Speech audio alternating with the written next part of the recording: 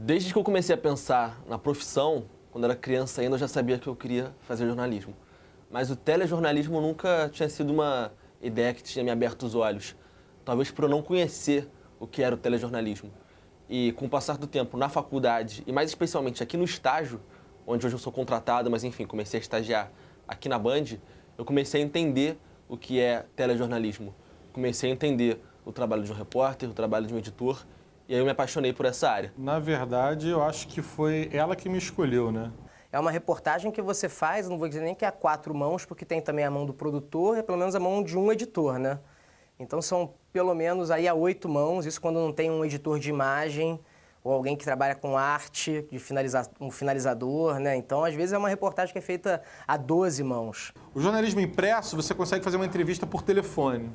O radiojornalismo, e você não tem aquele deadline de ter que entregar a matéria agora, você tem até o horário do fechamento, que geralmente é muito tarde da noite para poder entregar o seu material.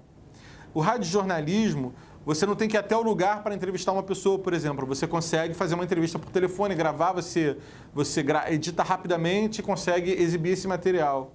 O telejornalismo ele é completamente diferente. Quem acha que está entrando num mundo de glamour, esquece, não tem nada de glamour nisso. O diferencial do telejornalismo para as outras áreas, na minha visão, é esse poder que a gente tem de contar uma história com palavras e com imagens.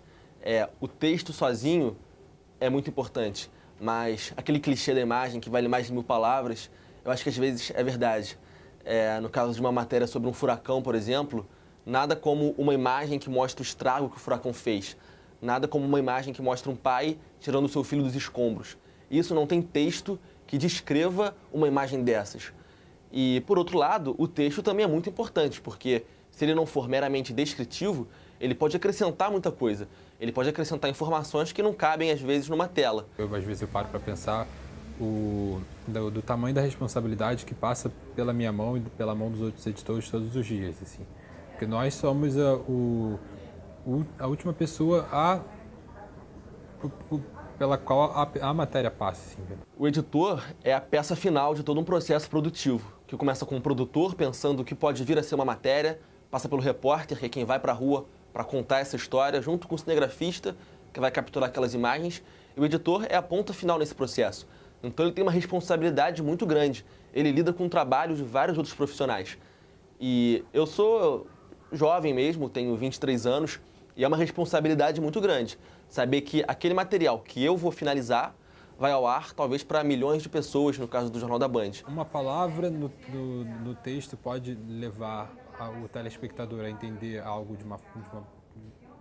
mudar completamente o contexto de uma matéria, como também uma imagem, assim, você mostrar, você escolher uma imagem ao invés de outra, como que isso, através dessa escolha, você tá mexendo ali no que aquela matéria vai passar para o telespectador. Então a gente tem que pensar 2, 3, 1000 vezes antes de concluir. Será que realmente essa informação é a mais correta possível? Essa imagem é a que melhor descreve aquele acontecimento? Porque na correria, às vezes, ninguém vai poder sequer revisar o material que eu vou fazer. Então aquilo que eu entregar é o que vai ao ar. Então essa responsabilidade é muito grande, a gente tem que ter consciência disso. É complicado você fazer, mas essa é a graça também.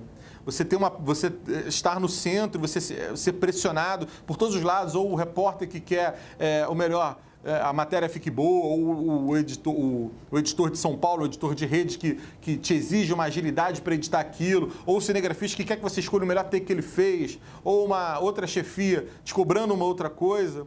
O jornalista, eu acho que como um todo, tem que saber lidar com a pressão. Lidar com correria, eu acho que é o que, pelo menos na minha opinião, é o que pelo menos move muito meu trabalho. Eu, particularmente, gosto de trabalhar sob pressão.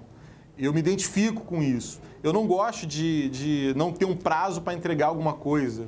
E eu gosto que o prazo seja curto.